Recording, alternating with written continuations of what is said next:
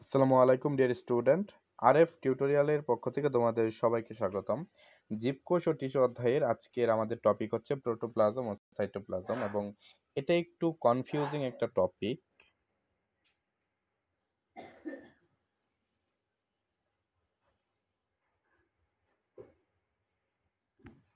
তো আমরা এখানে একটি প্রাণী কোষের চিত্র দেখতে পাচ্ছি এবং এই প্রাণী কোষের এটি যেহেতু একটি প্রাণী কোষ এর চারপাশে একটি আমরা আবরণ দেখতে পাচ্ছি।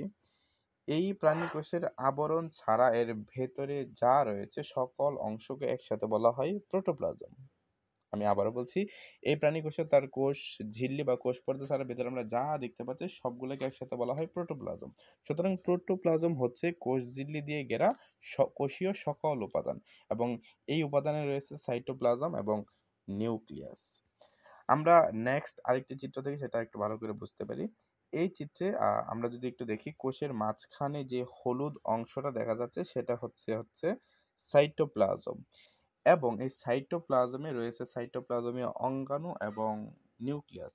আর যখন আমরা সাইটোপ্লাজম বলবো তখন আমাদের ধরে নিতে হবে সাইটোপ্লাজম মানে হচ্ছে এখানের তরল অংশ যেটাকে বলা হয় সাইটোসল এবং তার মধ্যে থাকা অঙ্গাণুগুলো। সুতরাং সাইটোপ্লাজম হচ্ছে তরল অংশ এবং তার মধ্যে থাকা অঙ্গাণু।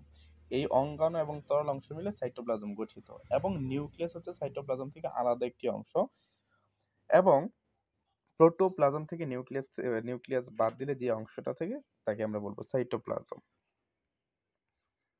তাহলে আমরা বলতে পারি প্রোটোপ্লাজম হচ্ছে কোষঝিল্লির ভেতরে সকল জীবন্ত উপাদান একত্রে প্রোটোপ্লাজম গঠন করে। ২ নম্বর হচ্ছে জীবন্ত উপাদান হচ্ছে সাইটোপ্লাজম ও নিউক্লিয়াস।